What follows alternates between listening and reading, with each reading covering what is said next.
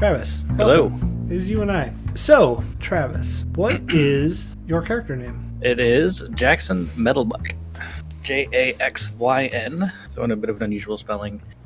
He goes by Jax normally, but I imagine he won't in the beginning. But will not be aware of that. It's for meeting a whole new group of people. Okay. So what we do have a nice little picture that was done by our very own Stonefly here in DadBodDnd. But what does your character look like? What are some of the features that define Jax?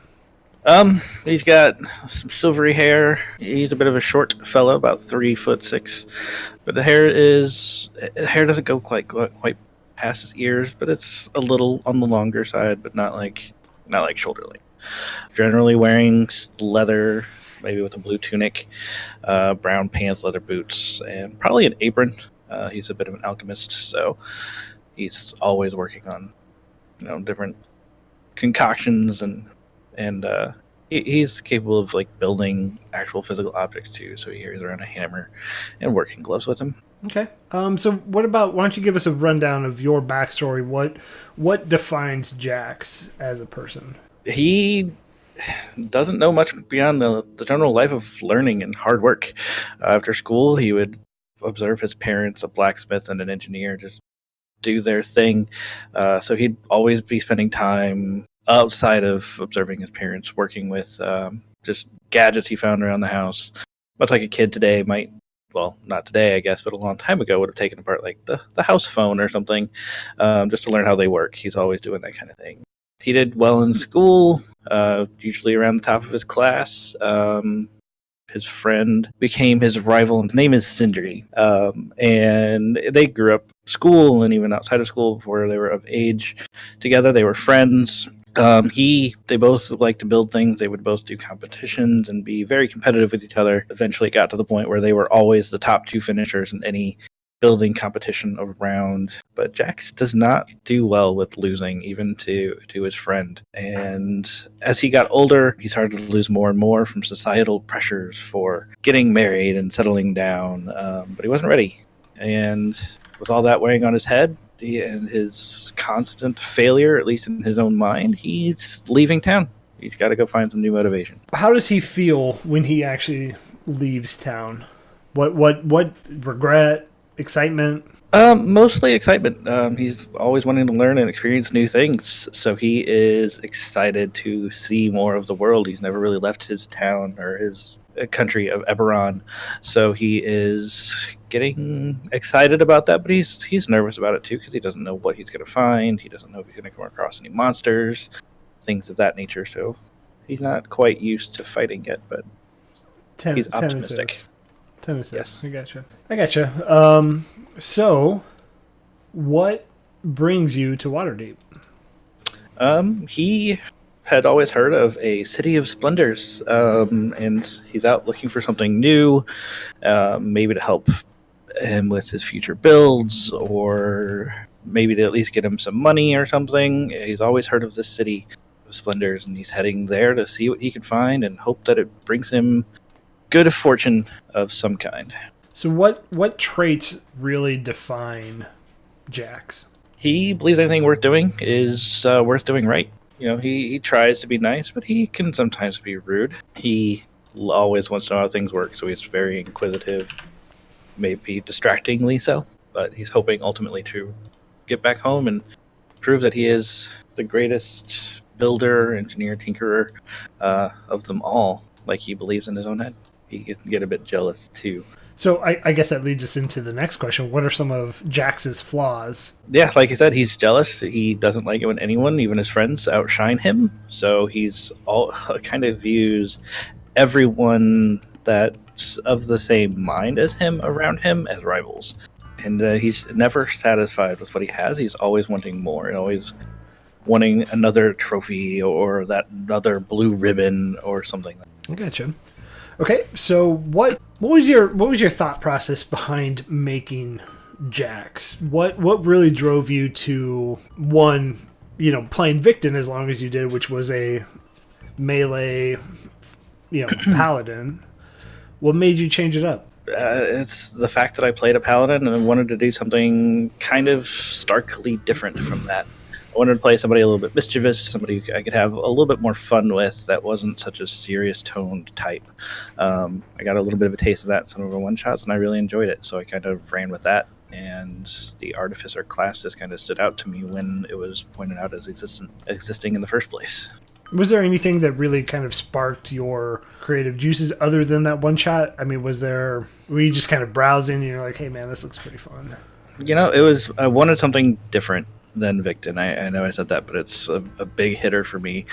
He was so serious, and I tend to be fairly serious, so I wanted to get out of that comfort zone, so there's that other personal component to it. And then I found that the gnome class kind of fit that, and then after that we found the artificer class, and then the rock gnome type for the gnome fit that, so it just kind of all melded together. So it was kind of that motivation for giving myself out of my comfort zone, and then just the flow of going through the book and the documentation. So finding something I liked. The difference was what drove you, and then it led you down a path of, okay, I like this. This looks fun. Okay, let's do this. What fits with this? And that's kind of what drove it, right? Exactly. Yep. What pitfalls do you need to avoid to make this character successful in your eyes? Now, success can be measured in many different ways. Are you successful in game, or is it a success in your eyes of what you want to achieve, right? Everything that I want out of this character and even this story is more about me as a playing character as opposed to what I want for Jax himself. I want him to be successful. I want him to be able to get home and wow everybody, or just learn to be happy with his own accomplishments instead of always needing to find that next thing. I had a hard time with Victon remembering to stick to the chaotic good, or the lawful good that I set him for, and the various personality traits. I didn't even have any in the very beginning, and then I built some, and I tried to stick with it, but it was always in the way back in my mind where I was never really considering it until a significant moment happened. So I don't think I was consistent with him. So I want to not fall into that inconsistency. I want to make sure that he is who he is from the beginning to the end, with some personal growth in there. So he's going to hopefully become a better person, or maybe a worse person, depending on what happens with Waterdeep. Yeah, I was gonna say with Victon, it was we built it for a quick test of, hey, let's come do this little module of, what was it? We ran through a quick tavern and killed some rats, and so Victon kind of, you used that same character in the Tomb of Annihilation. Yep. And luckily, you were one of the few that your character, while didn't start with the original party, survived till the very end. Keyword until the very end. And it was I feel like it was a character that really didn't it grew with you from a perspective of the DM. It grew with you, but it wasn't something that you just loved at the start. Yes, it wasn't. Sorry, go ahead. I was going to say, do you feel like that's going to be your, this character, is that going to be Jax for you? I think it is. I really do. I've actually put a lot more thought into everything in this character. Like you said, we kind of rushed Victon together, and I just liked him. And since I wasn't sure if I was going to keep going, we didn't know how it was going to work out long term, I didn't want to put a whole lot of time in my own character. Plus, I just didn't know enough about how it all worked. Now I do. I've learned a whole ton about characters and how to play them, build them, and all that kind of stuff. So I think it's going to be a lot better. I'm going to have a stronger personal attachment, and it's going to be a lot more interesting emotionally, as much as it is just playing through it and having fun with it. So what does Travis want to achieve with this character? What's like the end goal for you with Jax? What would make you think that you are, or what kind of growth do you want in this campaign? As a PC, just again to get used to all the ins and outs of the game and being a consistent character. Kind of about it, and whatever else I can get out of it is great. As for the character himself, I want him to change. I don't know if that's going to be good or bad. I don't want to make a set future for him because I don't know anything about Waterdeep or where it's going to go, and that's how I want it to be. So I don't know if he's going to go and be a good guy or a bad guy in the end, or maybe he'll, settle down and find a family after finding somebody he likes along the road, or who knows.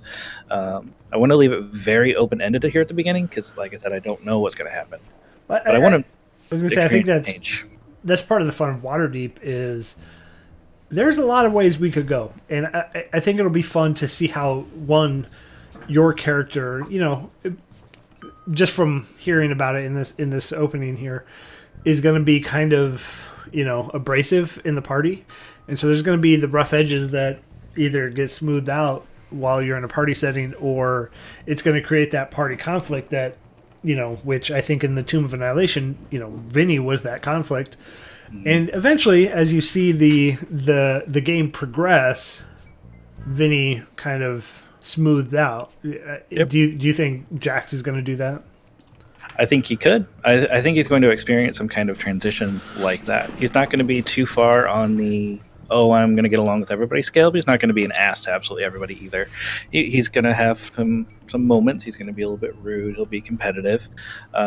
Whether or not that leads him to a path of friendship or hatred is just going to depend on how the other characters play, and I want to leave it that way. Again, no expectations no specific expectations going forward. That's great. That's great. So, I mean, those are all the questions. Is there anything else you want to bring up about Jax? Is there anything else you want to just highlight, hit home, if you were to give your conclusion of Jax? No, I don't know if there's much else to say. He's a young gnome. He doesn't have much of a family outside of his two parents, no brothers, no sisters. He has his friends, but he kept to himself a lot. So he is going to be out of his element, and I'm hoping I can capture that in beginning parts of Waterdeep as he meets these new characters and continues on his first time ever leaving his homeland. Love it. All right, so are there any questions you have for me going into this? There's a lot of questions about what the module's going to be, but I think most of that's going to be left to what the overview will teach us when we get there a little bit later. So I don't have any specific questions right now. And we'll touch on the module at the end. Yep. I guess this is a good time. Chat, do you have any questions for Jax or Jax's character? First one is, again, from AK Random Ricker. A question for Blue Viper 85, which is our resident Travis. Resident Hansen brother, by the way. What's your favorite character's piece of artifice so far that he had created? What thing is the... I want to say it's masterwork he hopes to produce one day. Well, he's got a lot of issues with all of his builds. He's always striving for perfection. If he doesn't win, he doesn't enjoy the build, he probably destroys it. And so at least starts over, uses it something else. Anyway, the one thing that he has always kind of held on to is this cube. Like 4 inches by 4 inches on each side.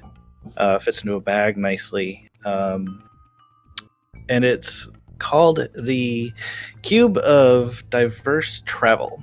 All it is, it's smooth on every side. You wouldn't know anything was special about it. It's fairly lightweight. But if you know what you're doing, there's a button on a couple of the sides. And one of them makes little propellers come out, and they can fly across the room. Not too much louder than a cheap drone. To hit a different button, and instead of propellers, they become legs, and they can crawl around the floor. It doesn't really do a whole lot besides that, at least not to the naked eye.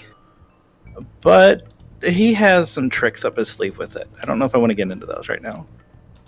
Okay. But mostly it's his favorite, just because of the craftsmanship in it. It's very hard to notice the buttons. It's very obscure if somebody just saw it laying on a table or something. So that's probably his favorite. How old was Jax? He is 38 when he left town.